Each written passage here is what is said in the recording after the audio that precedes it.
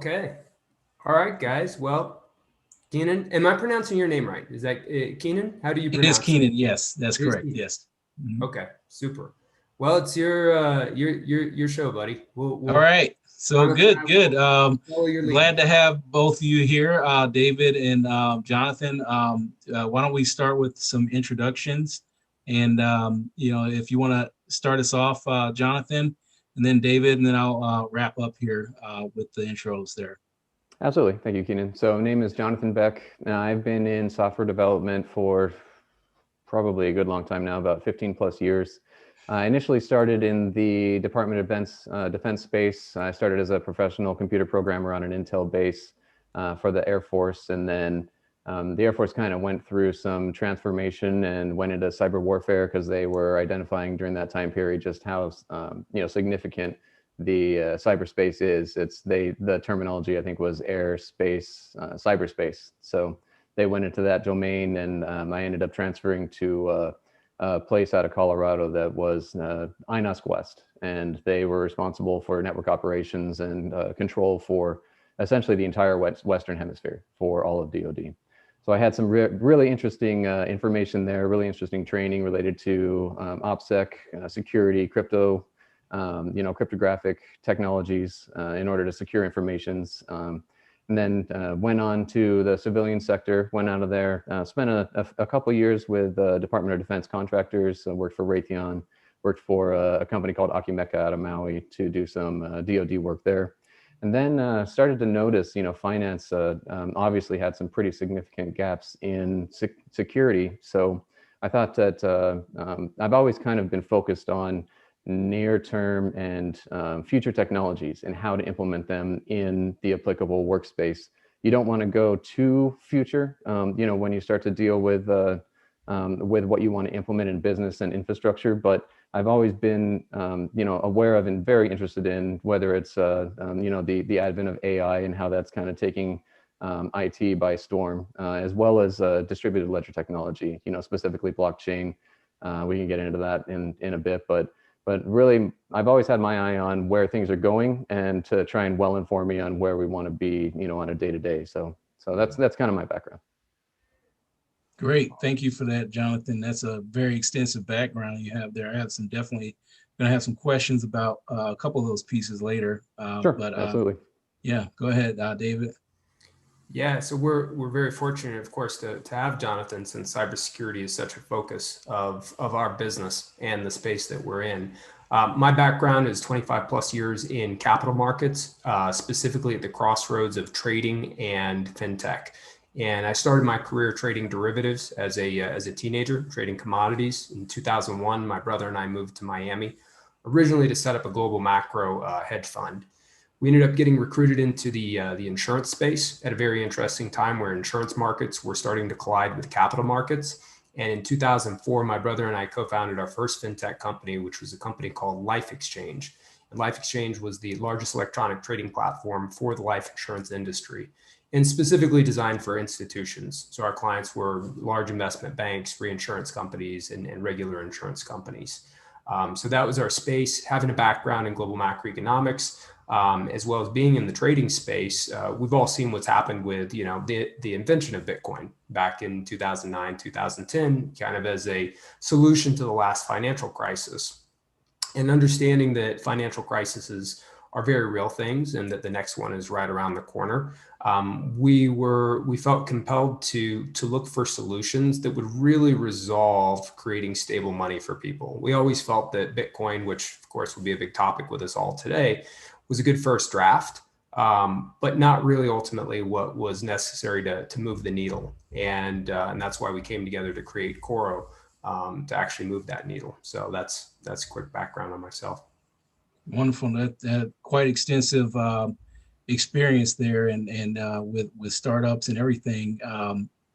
Sounds exciting. Definitely want to pick your brain on some things later on that, maybe on a different conversation. Sure. But a little bit about me. I'm a financial professional and financial educator. I've been in the industry for going on 20 years. I started my career as a retirement education specialist with the Hartford and Mass Mutual. And I worked primarily helping federal or state, local, municipal employees, nonprofits, and things like that.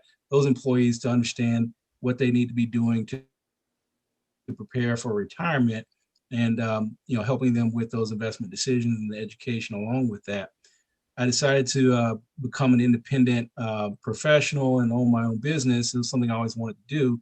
And I did that about 7 years ago, and ever since I was able to transition $100 million in assets, from my previous experience and clients, and built up a business over the last few years doing that, and continuing more so with the education going forward, because I feel like that's probably the biggest problem with the average consumer out there, is just not being educated on what they need to be doing and the different products and services that are out there.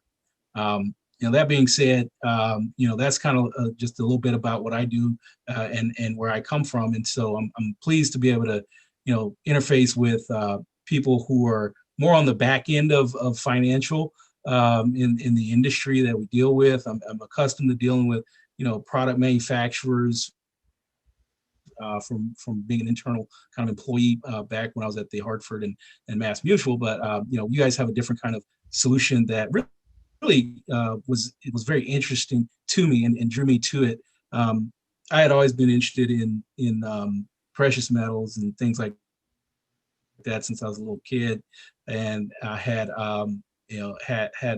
been investing and buying coins and things like that. I had also been interested in technology, and in particular, I come from more of a Keynesian kind of school of thought, where more of a sound money school of thought. I'm sorry, the German school rather. The Austrians. And so what I actually had to Austrian, exactly. Austrian. That's the word couldn't come to me. That was the Austrian school. So I had some experience with early technologies like e-gold. I don't know if you guys remember that one. Yes. But that was one that was you do? Okay. Yeah, it was kind of when the internet was first coming out, and it was a way to you could transfer gold, and that I thought that was just genius when that came out. I saw some being an industry professional, I saw a lot of gaps, and I was surprised that it lasted as long as it did, because they didn't have any kind of regulation or anything like that. I kind of get the idea they want to be free, but this is the world that we live in. It just doesn't work that way. Yeah. Particularly with large amounts of money. So when I saw Coro come across I think it must have come across my Facebook, because Zuckerberg's got my number apparently. And I saw it come across, and I was like, man, this is awesome. It looks just like e-gold, except it's maybe plugging some gaps with the know your customer, and then also implementing some of the technology that I had also had some experience with crypto. I really didn't like it as much, but because there's some things I just don't like about it, which we can discuss.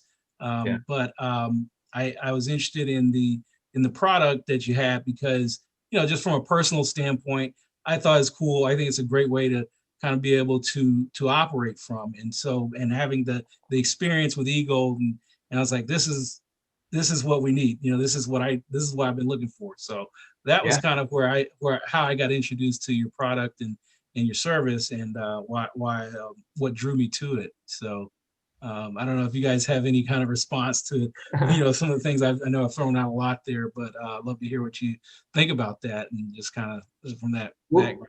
We hope you're helping start a trend, right? In that as people realize there's a role for precious metals beyond just as an investment class, but actually returning it to money.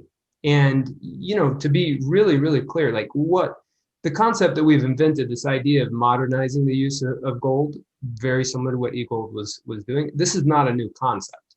In fact, humanity's been looking for ways to make gold easier to use since they discovered it. The whole reason that we got paper currency to begin with is because it wasn't convenient to carry a kilobar in your satchel and then chip off a piece of it to pay another merchant. So paper money exists because it was a technology to address, some of the portability issues that surround gold. Now, in today's world, nobody wants to use paper. That's not really convenient either. And so then the question arises, there's a lot of things to unpack. The question arises, okay, if you're gonna use it in a way that's more familiar, that's faster using technology, then what technology do you choose for that? And I'm gonna let Jonathan unpack this for you here in a moment, because we think that this is really important. The first thing I wanna kind of preface this with is that ordinarily, when it comes to conversations about technology and what to use and what's best and everything else, normally there's not really so much debate. And I'll give you a real example. If all three of us just pulled out our mobile phones right now and we were going to just place a bet, who's got the best phone? Well, we just look up the specs on the internet, and either your camera and operating system on your phone's faster than mine, or it's not, and we'd resolve it very quickly. And one of us would walk away and be awarded an agreement that you got the best phone, it's got the best systems on it. But the problem is that when you start to wrap up this kind of religious aspect that you see around Bitcoin and the crypto world, which, by the way, these are always exaggerated at the end of large credit cycles. So this is a common thing when there's a lot of euphoria and people chasing narratives without deeply thinking about them. This is common throughout history, whether you're looking at tulip mania or people chasing Tesla right now, which is absurd, $600+ billion valuation, more than all the other auto companies combined. None of that stuff makes sense. Well, neither does a lot of the arguments around Bitcoin. Doesn't mean that people don't have the right intention, but there's just a lack of conversation really taking place with what some of the deficiencies, sincere deficiencies are around the technology. So what I'd like to do, I'd like to turn over to Jonathan to talk about the tech, and then we'll flip back over and unpack the money side of it. Like what would have even made Bitcoin money to begin with? But let's start with the tech. There's some big discrepancies between how Bitcoin tech works and technology like we're using. Jonathan, maybe you could add to that. Absolutely. Right. So first off the bat, I would say, as you mentioned early in the conversation, that Bitcoin is basically, it lives on top of blockchain as a distributed ledger technology. And I would consider Bitcoin to be essentially version 1.0. This is the first release of distributed ledger technology that has hit the world. It has obviously seen huge adoption just because of the, basically people want to utilize this new technology. They've identified that there are secure principles behind it. It's cryptographically secure, it's immutable, and it's a trustless network. What that means is essentially you don't have to trust some central authority in order to know that your transactions are sound. So it's this global disbursement, which is really a paradigm shift. Instead of having to trust a centrally reputable source to verify your funds. The reason I call it 1.0, subsequent to that, we have new technologies that were built on blockchain like Ethereum. Ethereum takes the concept of cryptocurrency and then it actually extends it to programmability. And so rather than just having a framework that's hosted on multiple nodes, this gives you the ability to actually have contracts that you can execute programmatically that are legally bindable, that have traceability, irrefutability, so that now you've got a framework where you have a distributed ledger technology that supports the notion of binding contracts, legally binding contracts that don't necessarily need that man in the middle again. So I would call Ethereum, those are still blockchain based. I would call those essentially 2.0. There are still some very significant drawbacks to blockchain as a system. It does provide some very important security aspects, very important trustless aspects of digitized currency. But in order to attain that trustless environment, what you need to do is basically every single, they call them Bitcoin miners, what they have to do is solve computationally complex algorithms in order to write to the blockchain. And what that means over time, as Bitcoin has just really blown up, that this becomes computationally intensive, which means energy intensive. And it also really slows down the ability to have transactions per second. So these are some of the hurdles that they're trying to overcome with this version 1.0 of the Bitcoin blockchain technology. And you'll see that some of the things like the Lightning framework, some of these things that they're trying to bolt on to augment actually are introducing security vulnerabilities to the framework as a whole. So, you know, like I said, when you're dealing with an immutable construct with blockchain, it's very difficult to change the paradigm. And there's this notion of being able to fork. So essentially you can contain, you know, the immutable ledger, and then you could fork in a different direction to make changes. However, those forks reduce the overall cohesion of the system. So it's very difficult to make modifications to 1.0. 2.0 is suffering the same problem. Ethereum and some other frameworks that use blockchain as a backend, they are just having a very hard time scaling because of the limitations inherent in how you can prove that trustless system, specifically with the computational intensive algorithms that need to be solved to write to the blockchain underneath the hood. So I can go into the Lightning framework. Just suffice it to say that it's essentially a way of augmenting that to try and really improve the transactions per second to make this something that is globally viable. So if you fast forward to version 3.0, as I mentioned, I am really focusing on emerging technologies, and you know, I see blockchain as a proof of concept for a distributed ledger. And really, this has a huge adoption potential as long as some of these some of these pain points are fixed. Namely, you know, energy consumption, the need for proof of work. So 3.0, I would consider a new class of distributed ledger technologies that actually migrates away from blockchain as the algorithm that's implemented as a backend, but uses the same principles that to ensure that you do have a trustless system, to ensure that you do have cryptographically secure transactions that are verifiable across nodes. So it basically takes some of these core concepts from blockchain and improves upon them. And essentially what we found is Hashgraph is the technology that really takes us into version 3.0. It takes some of the core concepts of distributed ledger and it carries them forward and it improves upon them. An individual named Lehman Baird, he is essentially a PhD mathematician. He has come up with some mathematical proofs that are built into this Hashgraph framework which move away from the proof of stake, or excuse me, proof of work, into a proof of stake mentality.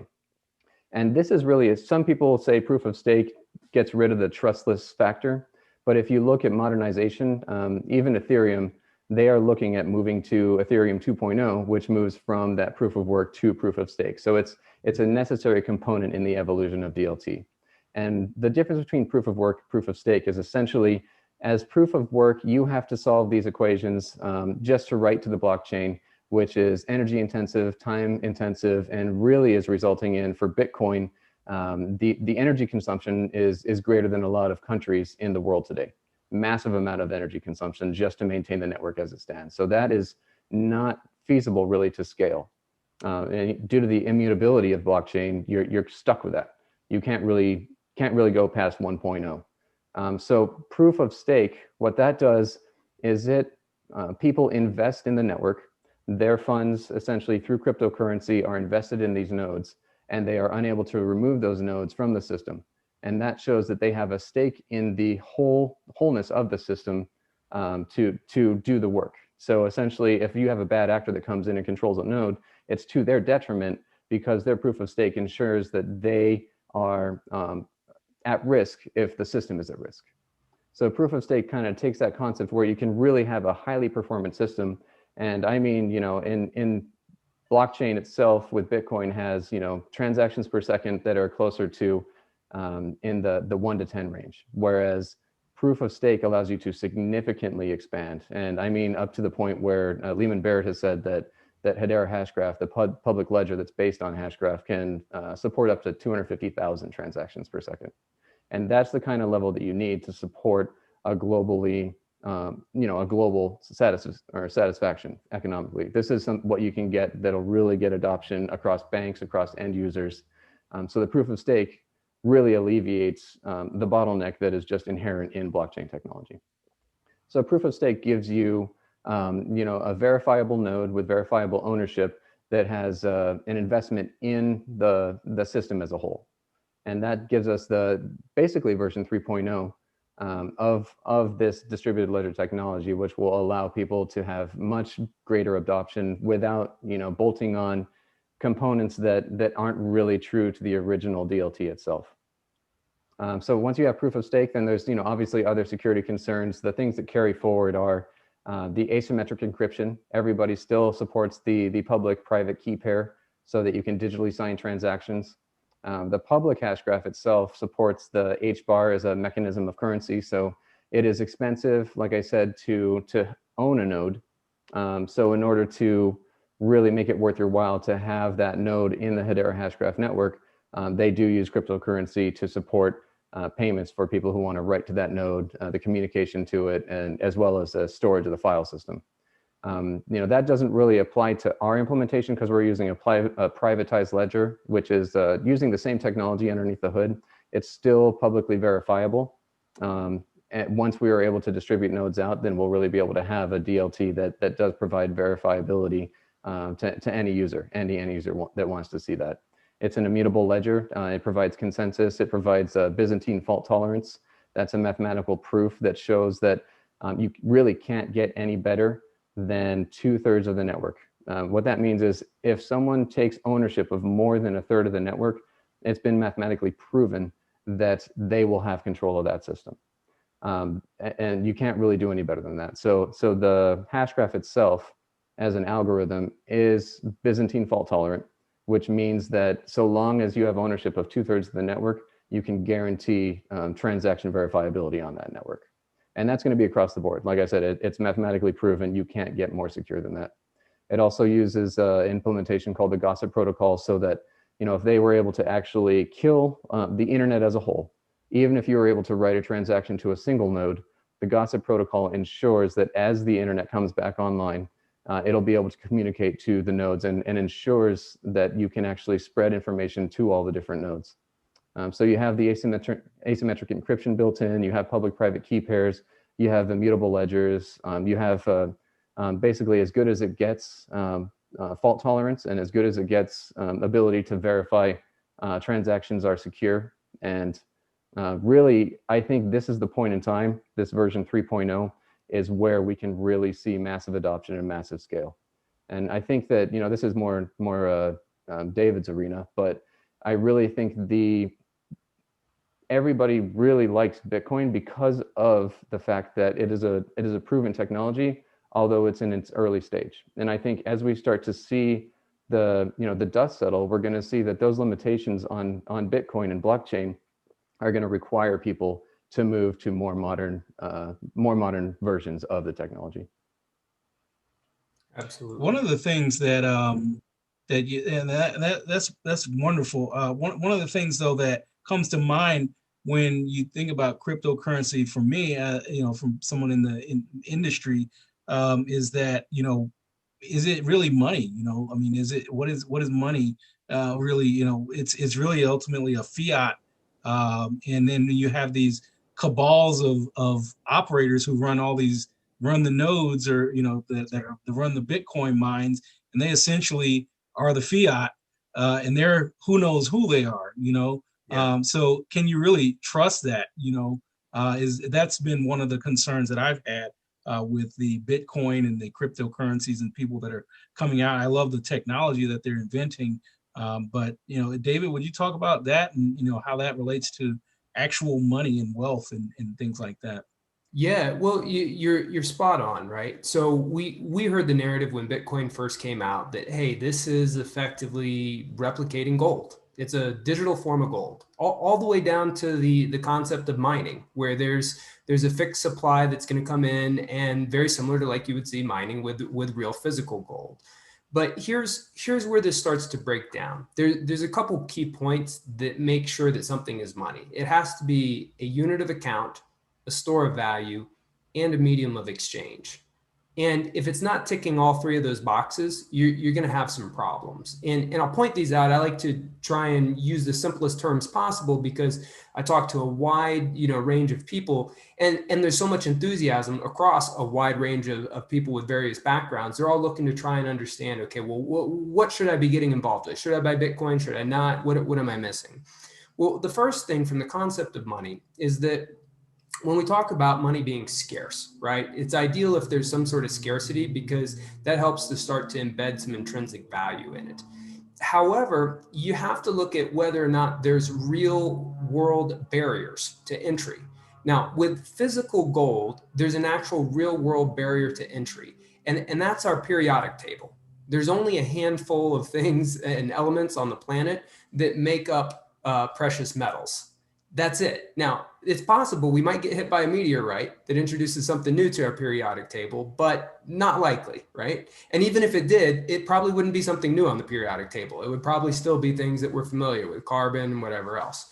So this is very important because it means that it's unlikely we're going to see 1,000 other precious metals pop up as competitors to gold, silver, platinum, and palladium, right? And one of the issues that everybody just kind of glazed over when talking about Bitcoin is, well, there's only so many Bitcoins out there. Yes, but there's no barrier to competing with Bitcoin. And sure enough, we've seen, I don't know what the most recent count is, but it's probably over 100,000 different digital currencies have been created at this point, right? So that's really, really, really important to digest. I mean, there's lots of things that are limited. I heard a conversation with, actually, it was a gold investor. He was saying, look, there's a limited number of Rembrandts and Picassos. Okay, they can have value. And I would agree. I think the long-term value for Bitcoin is more as a collectible than anything else. Like that could be, you could make an argument that it'll hold value, maybe appreciate in value as a collectible. But we don't use Rembrandts and Picassos as money, right? So art could be a store of value, maybe if it's the right one, but you certainly wouldn't consider it money. It wouldn't be effective for commerce. So that's the first thing. The other thing that I'm going to bridge also back into the technology side that we really felt was a key flaw is that with Bitcoin's effectively two technologies glued together. You have Bitcoin with a big B, which represents the blockchain, and then Bitcoin with a little b, which represents the token. Now, in this situation, you can't use one without the other. This is very, very important. It wasn't until Hyperledger came along a few years back where they got away from the prerequisite of having to have a native token to operate the system. Now, again, I like putting these things in simple terms. So here's the example I use. If you have to use a token to operate your ledger, that introduces some things that could maybe disrupt its ability to perform as money. And to use a simple example that we're familiar with, let's take ATMs. ATMs are a network, right? So if you bank at Wells Fargo and you walk across the street to a Chase ATM, you can withdraw your money from your Wells Fargo account at another bank's branch, okay? That's thanks to the ATM network. We all depend on that.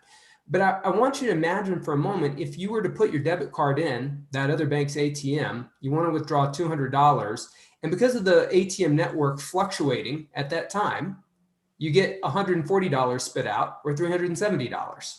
So when you have these network usage issues impacting the actual value of the unit of account you're trying to get access to, that's disruptive.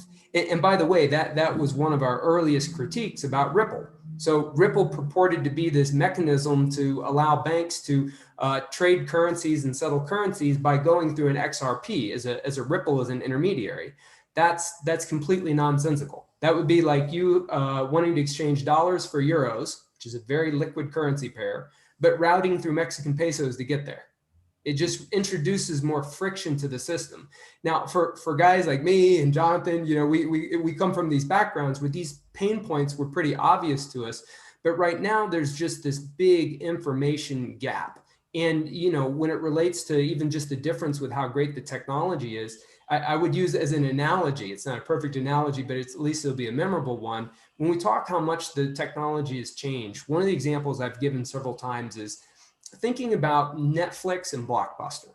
Now, I don't know how old you guys are. You guys all have nice young baby faces, but we're presumably close to the same range. So you guys remember Blockbuster, okay? Oh, definitely. Yes. Now, Blockbuster, as we know what happened. So Netflix came to compete with Blockbuster. It was in the DVD space, right? And we know what happened. They had a better model. They didn't charge late fees. They knew where they were going. They adopted, and now they're high definition streaming. And they put Blockbuster out of business. But I want you to imagine if you could jump in a time machine from the Netflix that we know today with high definition streaming, and we could go back to the Blockbuster of the 90s that was still with VHS cassette tapes. And if we were to drop Netflix, with all its technology, assuming people's TVs have the capacity to do that too, we need to drop the TV technology back in time as well. How fast would Blockbuster go out of business if they were competing not in DVDs, but high definition streaming versus VHS cassette tapes? It'd be in a snap. Okay. Yeah. This is what's happening. This is part of our firm's message, whether it's us or anybody else, is that there's a huge gap in people's understanding that blockchain 1.0 versus 3.0. And that difference is imagining people are busy promoting and investing in VHS cassette tapes, and the world has moved on to systems like Hashgraph that are high streaming definition TV. So you have this huge gap there. And that's part of the important aspect of the education, is people need to understand how that works. So that's why there's so many limitations with Bitcoin being money. Absolutely. Well, that clears up a lot there, as far as with the technology, and incorporating that with actually something that has a history of being money, is the foundation for money for thousands of years, and is accepted universally all over the world. I was listening to Robert Kiyosaki, and when he first got introduced to gold, he was in Vietnam and went into some village. This is in the Vietnam War era, and got the price of gold. She had the price of gold because it's universally known by people who deal with that. And that to me is that says a lot. It's like the price of it's not dependent on technology. Technology does influence it for sure, as far as like the liquidity and all kinds of other market manipulations at this point that are happening with that. I don't know if you want to talk on that or not, and as far as like how Sure. where do you see that going in terms of, is that going to affect the using it as money and that kind of thing, or how can that? I have very strong opinions on market manipulation, and gold's had issues with that too. The big precious metals banks have gotten in trouble for trying to rig market prices. Market manipulation is a very serious thing, and the remedy for that is good regulatory frameworks, excellent transparency. You need a good framework to be able to have that. The good news with markets like gold, I mean, as you pointed out, it's got a 5,000 year plus history. It's accepted everywhere around the world. It's on every central bank balance sheet. It has its own international standards organization currency code. So it's regulated. It's in the system. Basel III regulatory rules for banks treats it as a tier 1 asset. So you got a good framework to work with for something that's incredible. It's its own independent asset. Gold's not a liability. It's an asset, which is nice. Now, when we look at manipulation going into the other markets like Bitcoin, there's so many frustrating points to this. In my personal opinion, and this is me speaking for myself, not on behalf of Coro, so that all the lawyers are happy. My personal opinion, the largest Ponzi scheme going on the planet right now is Tether. So Tether is this US dollar backed, supposedly backed stablecoin. And when you look at the research on this and you look at the movements of Bitcoin and the price, it's undeniable. The research is very, very, very, very clear that there is a tight correlation between Bitcoin price surges and the creation of tethers, which I would submit to you are being created out of thin air. And if you go on Tether's website right now, they've probably crossed today. The last time I looked a week ago, they were already over $18 billion in tethers, which every tether is supposed to be backed by an equivalent dollar. That's $18 billion. Now, when you look at trading volume for Bitcoin, Tether is double the volume of Bitcoin. Double. So people think Bitcoin's the biggest traded crypto asset. It's not. It's the second biggest. The largest is Tether. So when you look at the volume, it's actually Tether. This is a huge, huge, huge risk to Bitcoin and everybody that's investing in it. When you look at even retail instruments, there's just as another example where there's so many just distortions around it, whether you're looking at it as an investment or as money and manipulation. There's a retail product by Grayscale, and I'm not suggesting they manipulate anything, but just it's a broken product is what I would tell you.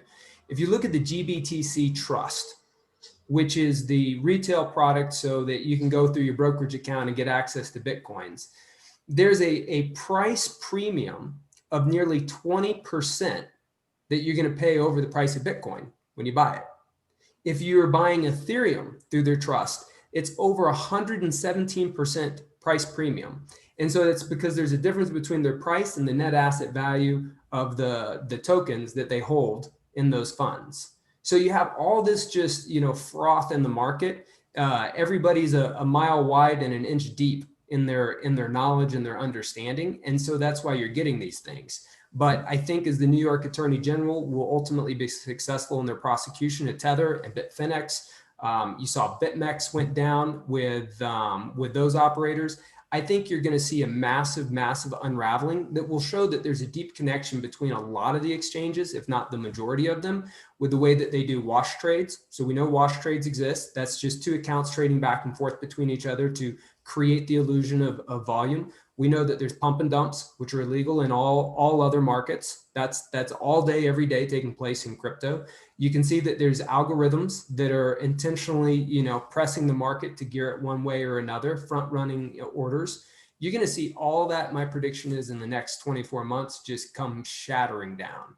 And then as a last point, and Jonathan, I'd love for you to comment on this, because this to me, I think is rather comical, is that 99% of Bitcoin transactions, they take place off chain. This is important. So there's on-chain and off-chain. On-chain means that a transaction moves across its own ledger, which that's the point. If it can't move across its own ledger, guess what? Huge red flag, huge red flag. Just stop there, right? Yeah. So 99% of all Bitcoin transactions are taking place off the ledger, off-chain as they call it. So you're starting to re-centralize risk, something that's supposed to be a decentralized network. And John, maybe you can comment on that, because I know you're very familiar with the workarounds they're trying to create, like Lightning, and Coinbase, I believe, has their own ledger to try and manage these things, since Bitcoin's not sufficient. What would you add to that? Oh yeah, absolutely. And I think that's the risk that you take, as I think everybody sees this new platform for what it's worth. They do sense the real value of the system. And essentially these off-chain transactions are a way of trying to capitalize that, that interest. Unfortunately, it does introduce, like you said, significant risk. And I think the most easy way to describe that is for instance, the Lightning framework. What it does is it basically establishes a channel between peers.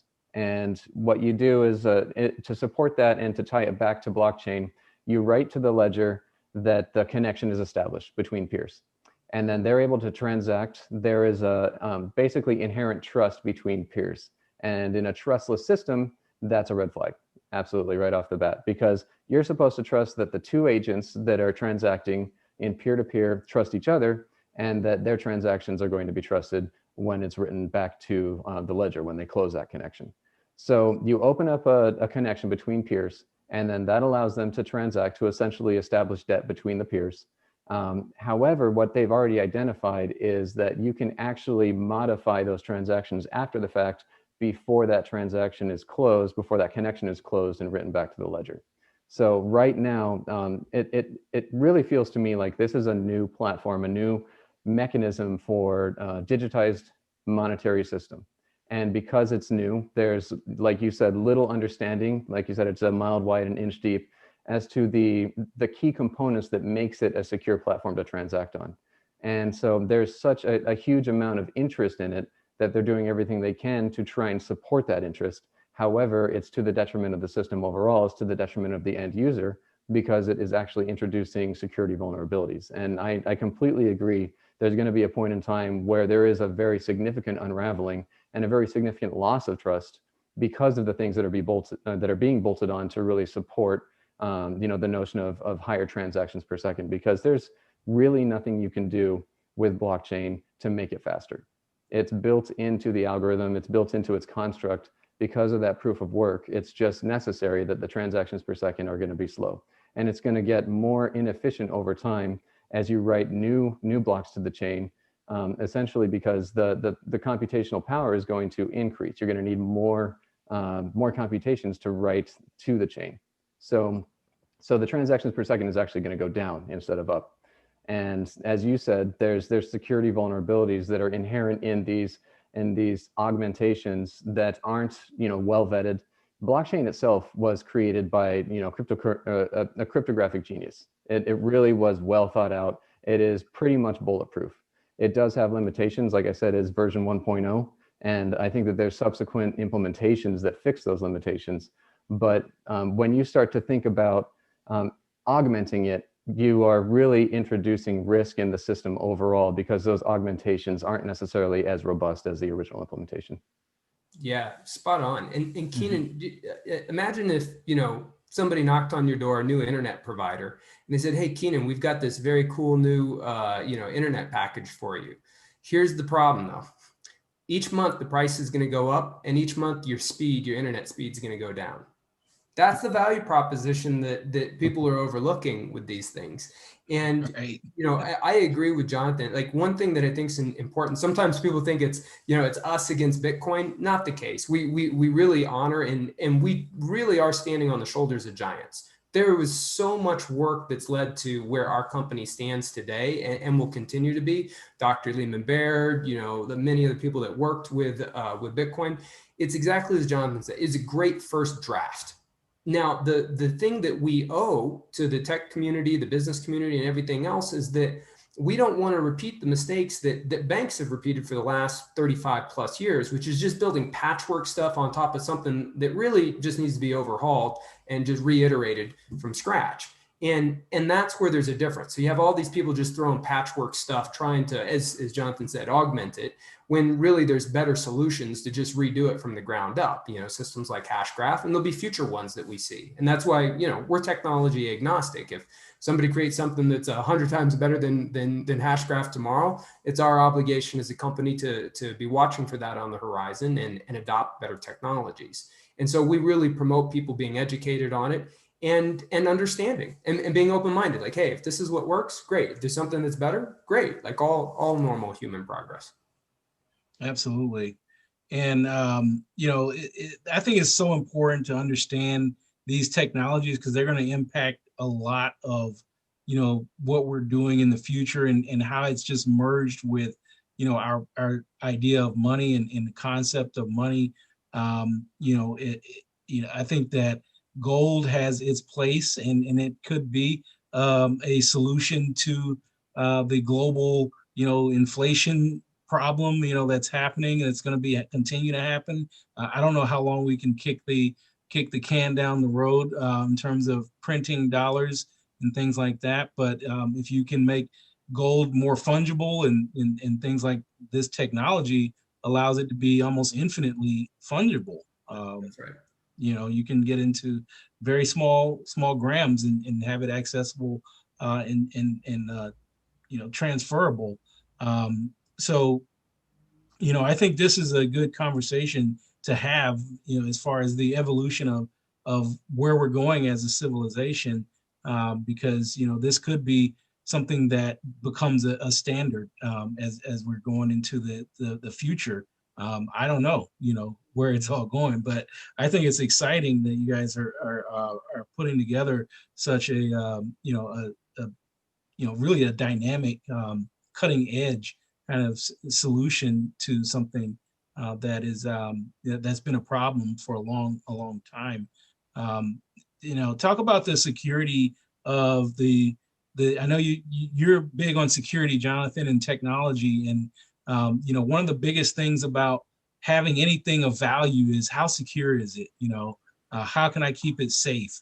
And talk about, I'd love to hear how you guys are merging that together with, you have assets stored somewhere as far as gold, and then you have the technology. How does all that, merge together, and how is that all safe for someone? Absolutely. So one of the things that was core to our tenants is that every single, we call it XAU in our system, every ounce, we go down to 6 decimal places of precision to support the notion of microtransactions. But for every piece of XAU that's owned by an individual in a digitized form, there is a piece that's held in a vault. And that's something that we've carried forward from the beginning. So we right now have relationships with gold providers. We're looking to expand that reach, but that's one of the core tenets is to be able to tie together that digitized asset to physical gold. And we're implementing right now the ability to pull physical gold out should you want to from the system. Right now you have the ability to deposit and withdraw USD assets and that go into accounts, and those accounts are cryptographically secure. So every single account that's owned by an individual has a public-private key pair that takes the notion of being able to digitally sign with a verifiable signature that is really immutable, so that you can actually transact on that. So what we've tried to do is really marry the security components that come out of blockchain, that come out of cryptography, with being able to know that if you do have gold in the system, it is backed, and that's that notion of stablecoin. But our stablecoin really has physical assets behind it. So what we want to do, identity is another key component. And I was talking to David the other day. Realistically, right now we have all the pieces out there. We have all the building blocks to build a complete end-to-end know your customer system that supports the notion of verifiable identity that is actually backed by cryptographic signatures. So right now we're working on implementing the ability to not only know your customer, but verify through a digital signature that knowledge. So when you are able to log into the system, you log in with a cryptographic key, and that verifies exactly who you are. So that's a key component. And then you also have the public-private key pairs that go on every single wallet. So if you have USD in the system, you've got cryptographic signatures on every transaction that you make for those, as well as when you transact in exchange for XAU, for physical gold, you have an account that's cryptographically backed there. And the notion of I did mention earlier that it's a privatized ledger system. What that does is it alleviates the need for the cryptocurrency.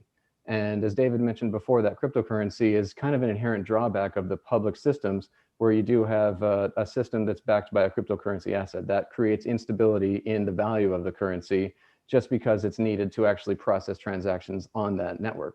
So we do have a private system, but it's publicly verifiable. Our intent is, as we expand reach out over time, we will be able to actually provide nodes that are hosted in different regions that are publicly verifiable. So, it's not, you decentralize the information in such a way that you don't need to provide incentive to host a node, but you can still at any time access those nodes to get information about the transactions, to make sure that they were done in an order of operations that's guaranteed, as well as consensus across all nodes throughout the network. That's powerful. So it's almost like it's using blockchain, but it's not a cryptocurrency. So, but it uses the features, the speed and the security aspects of that, the trustlessness to be able to, like, if I wanted to send you, a gram of gold, then I could send that to you, and you guys are licensed to be able to transmit money. So, that's great. And from that standpoint, from a compliance standpoint, I think that's what it has been missing in a lot of these things. So I think that's a good thing to have in place. Definitely, I would agree. And just there's a lot of different money transmission companies out there. What I think really sets us apart is the notion that we are marrying the two technologies together. We are not just that central trusted authority that you've got to hope is doing a good accounting behind the scenes, but we are also implementing that distributed ledger technology using some already proven concepts of security and verifiability to really be the trust in the system. And again, those nodes will be verifiable, but you do remove the need to have a cryptocurrency that holds the system up, because they are privately held. So publicly verifiable, privately held nodes. Mm-hmm. And how does the privacy work with that from the standpoint of an individual user? So go ahead, David. Yeah, I can talk about it from the top company layer, and then I'll let Jonathan explain how it works at the technology level. So one of the biggest reasons that people like cryptocurrencies is because there's distrust, understandably so, with large financial institutions, our policymaking institutions. And so a lot of people have this notion that cryptocurrencies are effectively anonymous and it's a way for them to store value away from, authorities or prying eyes. That's really just not the reality. In fact, the majority of it, because there are ledgers, makes it more traceable than ever. So, for people that are trying to commit crimes, you're doing the FBI a favor every time you use Bitcoin and the majority of other cryptocurrencies. We are triple regulated just in the United States alone. So we're regulated by the Securities and Exchange Commission, first and foremost. We're regulated at the federal level by the U.S. Department of Treasury, and then we're regulated each state where we operate. And there are some laws that are just completely bloated and don't really serve the public, but there are other laws that are actually really well thought out and they have good frameworks. We're very fortunate as a U.S. headquartered company, and the reason we started our licensing in the U.S. is because the U.S. does have an incredibly robust framework for combating money laundering, terrorism financing, and everything else. Now, it is a balance within a regulatory framework. How do you manage privacy, right? So we have, as a licensed regulated body, we have regulatory obligations to maintain certain records. So that is something we have to. There's no way around that. And that's what protects the system. That keeps somebody from attempting to steal your money or to get you to launder some money or anything else. These things actually work, and they work well. Now, the flip side of that, just philosophically where the company stands, we are very large privacy advocates. Even following what the United Nations says, we absolutely believe concretely in privacy rights. So we are not a company, we do not sell our clients' data. We don't mine that data to farm out to advertising agencies. Absolutely zero of that. All that data we protect. And within there, the way that privacy is protected through the cryptography, I'll turn that over to Jonathan to explain how we store that information and keep client information safe and private. Absolutely. So, as you mentioned, we are regulatorily required to maintain customer data. However, that data is absolutely secure, and it's secured through, standard encryption protocols. Like the data is encrypted at rest. It's always encrypted in transit. It's encrypted with a secure encrypted tunnel, and basically encryption end to end for user information. So what that means for us is we do store the necessary personally identifiable information. However, that is, like David said, that's never farmed out. So we're using the encryption algorithms that are necessary to support, one, compliance, so that we do have the information on hand, but that two, that information is not exposed. And one of the components, sorry about that. One of the components that we're working on building is identity is a huge problem that they're trying to solve in tech right now. And identity in finance is one of those areas, but identity just tech across the board. Right now, identity is very much centralized. It's very much owned by the big tech companies. A lot of people aren't comfortable with that, and that's understandable. People feel like their identity should be their own, whether it's digital or whether it's a physical. So we are actually supporting all of the current identity providers and the open identity frameworks to ensure that should there be a distributed identity that becomes, user adopted, becomes mainstream, we will have the technology in place to support that paradigm. And what that means is you can still retain ownership if you use an identity framework that supports that. And then you would obviously allow Coro access to that identity. But we're supporting key-based identity. We're supporting the traditional OAuth identity. We're supporting, obviously, username, password. That's been around for a while, but we're trying to really allow our users to get away from that as much as we can, because username and password has been found when compared against other identity frameworks and authentication frameworks to be the most vulnerable. So username password has definitely got to go by the wayside. And I think that there's great work being done across the industry to solve that problem. And we are, like I said, we're supporting emerging tech. We're supporting the new open standards that are coming out in our systems so that we can be sure that, if there's a big adopter, that will support that, because we'll have the open standards implemented, as well as just basically being able to support the identity paradigms that we have. Okay, well, that's great. You guys have it pretty well thought out there, very well thought out from the standpoint of that. And so, are you planning? I know it's maybe Bitcoin and so forth. Those are global technologies. Obviously, they don't have the regulations, and they have all the gaps that come with that. Is the plan for Coro to be able to expand to other countries and be able to operate there as well? Yes, it is. So Coro is, as you see it right now, it's like a Porsche being driven in first or second gear, where people will really start to appreciate all the amazing things that Jonathan and the team have built. Will be when you really start seeing cross-border operations accelerate. So we're in the process of our international licensing. Our first two countries would be Mexico and Canada. And then one of the catalysts for Coro even existing was because of our close connection with Venezuela. Being a Miami headquartered company, there's over 200,000 Venezuelans that live right in Miami-Dade County. You talk about seeing a currency crisis up close and personal. There's no better example in the Western Hemisphere than what not to do. But just look at, it's textbook case looking at Venezuela. And at the heart of their crisis is not having access to something stable. Bloomberg ran an article about Venezuela just the other week, noting that nearly 17% of all commerce in Venezuela currently is passing through Zelle. And that's not even legal. Zelle doesn't permit that. If they find out you're doing that, they cancel the account. Unlike Zelle or Venmo, we are built from the ground up with an eye towards dealing with complex markets that have currency crises going on actively. So we're preparing. Venezuela is very, very high on our list. We hope to be able to enter Venezuela in 2021 and provide them a robust solution that's completely compliant and legal that anybody in Venezuela will be able to use. So yes, international expansion is a huge, huge, huge priority for us as we start to move into 2021. Wow, that's exciting. Well, I'm really looking forward to seeing how this, how your company moves forward. And, as a customer, I'm enjoying it so far. I've been using some of the technology and I find it very easy to use. And so it's been a good experience for me personally. I know that we're coming up on the hour here, and I feel like we've had a great conversation and talked about a lot of things. Do you have anything you want to add, Jonathan or David? Jonathan, any final comments?